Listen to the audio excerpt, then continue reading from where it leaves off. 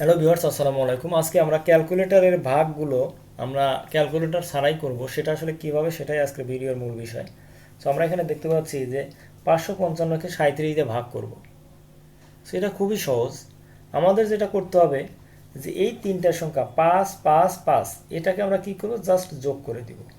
তাহলে কি হবে, 5 যোগ 5 যোগ 5, তাহলে কি 5 যোগ 5 10, 10 আর 5 15। তাহলে 555কে 37 দিয়ে ভাগ দিলে রেজাল্ট হবে 15। এটাই কিন্তু অ্যান্সার।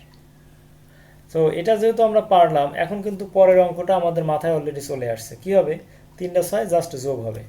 তাহলে যোগ করলে কি, 6 যোগ 6 12, 12 আর 6 18। সো 18 আমাদের রেজাল্ট। সো আমরা যদি আরেকটা অঙ্ক দেখি এখানে, 888 ভাগ 37।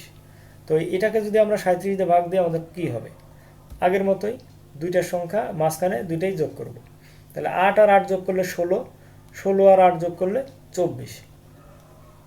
তাহলে এটাই আমাদের রেজাল্ট। সো এইভাবে কিন্তু আমরা খুব সহজে এই ধরনের অঙ্কগুলো মুখে মুখেই করতে পারি ক্যালকুলেটর ছাড়া।